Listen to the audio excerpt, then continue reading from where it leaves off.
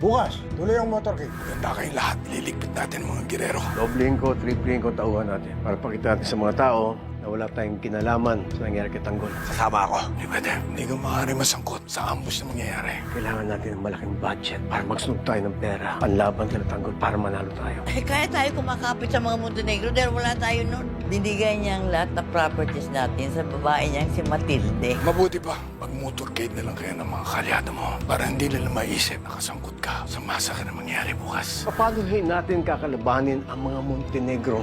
Yan ang inaasahan natin, additional budget. Ako ang gumawa ng gulong ito, kaya ako ang gagawa ng paraan. Malaki at mahaba ang laban. Sana nakahanda ka na sa lahat ng pwedeng mangyari. Nanganganib ang buhay ng kapatid ko.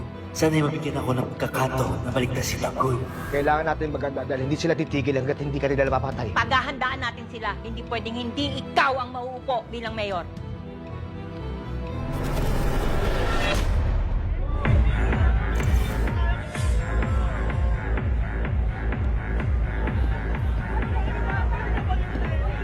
Erika! Uy, Erika! Ayos ka lang? Erika!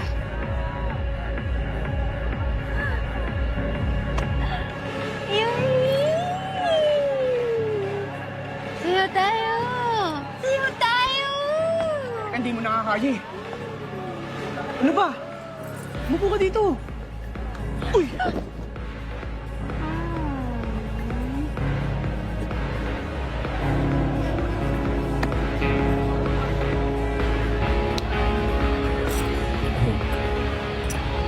Ano mo? Sa lahat ng lalaki dito, ikaw lang yung gumaganito sa akin. And I hate that I like it. Erika, tama na. Ayaw mo? Di wag. Saan ko punta? Erika!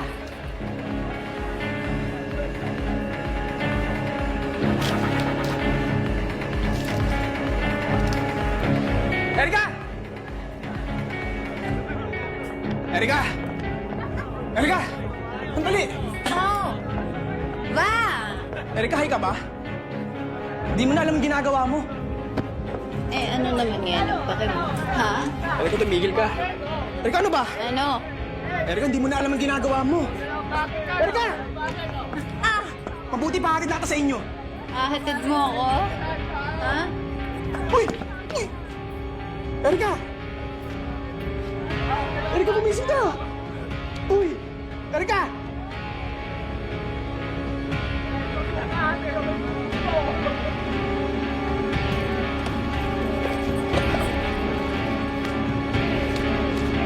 Kapatid, wala ka man lang ID.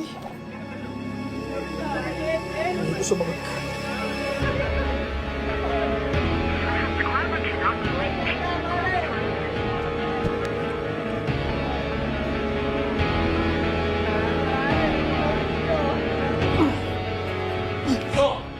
Diyan ka pala eh! Ano nangyari dyan? Tinamaan si Eric eh. Kasobrahan. Ano gagawin ko? Kaya mo na yan! Uy! Uy, huwag niyo ako iwan! Itateban! Sige na! Tulungan niyo ako!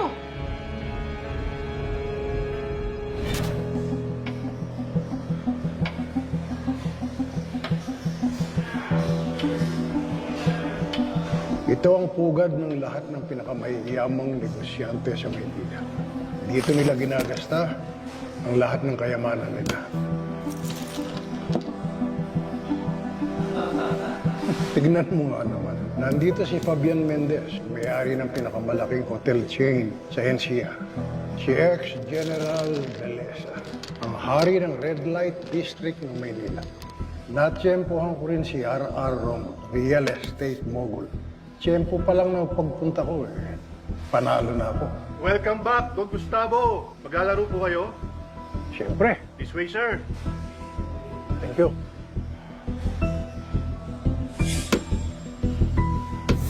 Makapawi naman sana ako. Pwede ba ako sumali? Pwede naman. Ikaw ang hinihintay. Tamang-tama ang dating mo.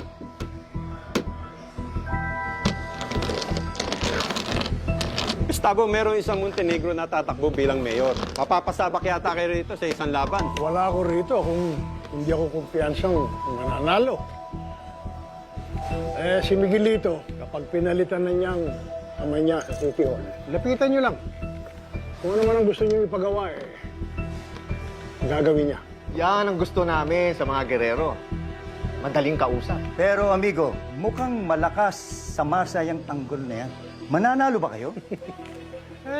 Baguhan niyang si Tanggol at isang Montenegro.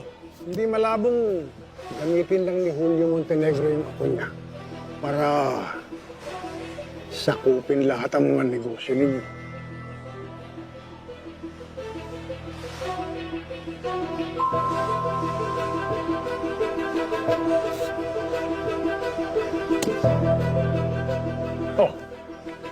Tayo naman matagal na tayong nagsasama. At wala namang abiryang mga hanap buhay ninyo. Kung gusto ninyong magpatuloy yung magandang buhay natin, kailangan tuloy-tuloy din na suporta niyo sa amin.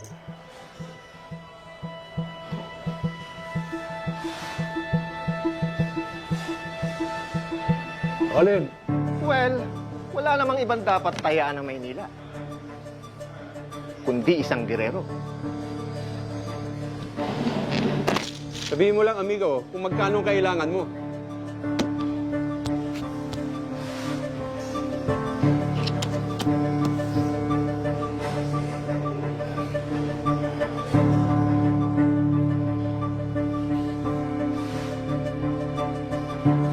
Asahan kong suporta ninyo, ha?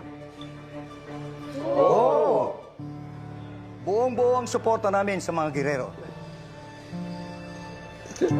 Maraming salamat, mga amigo. Kapag si Miguelito, siya ng mayor, makakalimutan na yung Tanggol na yan at ang mga Montenegro.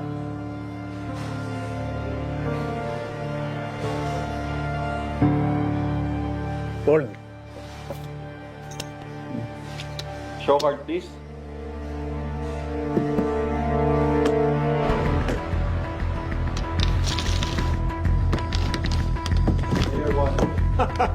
Okay, amigo. Okay, nice game. Nice game, nice game. Talaga naman. Hindi na ako nakabawi. Thank you, amigo.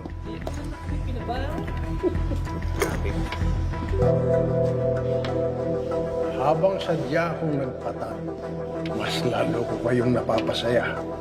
Hindi ako makakatagal sa pwesto kung hindi ko kayang laruin ang aking baraha. Kayo ang nilalaro ko dahil nasiguro ko na ang suporta niyo.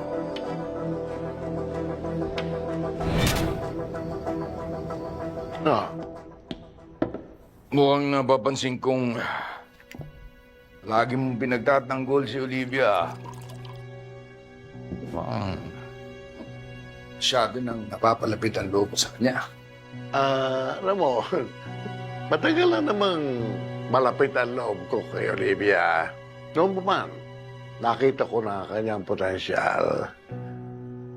Naaawa na ako sa kanya dahil talagang malayo ang loob ni Gustavo sa kanya. Nagtatatay-tatayin na ako sa kanya. Iingat ka pa sa mga girero. Isa si Olivia. Kaya niyang traidorin ang kanyang sariling pamilya. Tayo pa. Huwag kang mag-alala, Ramon. Palagay ko may hindi mangyayari yon. Kilala ko si Olivia. Wala siyang masamang gagawin sa atin dahil nasa lugar ang kanyang puso. Pa, walang girero ang nasa lugar ang kanyang puso. Ginagawa nila ang lahat ng mga ginagawa nila para sa sarili nilang interes. Lahat sila, mga gahaman.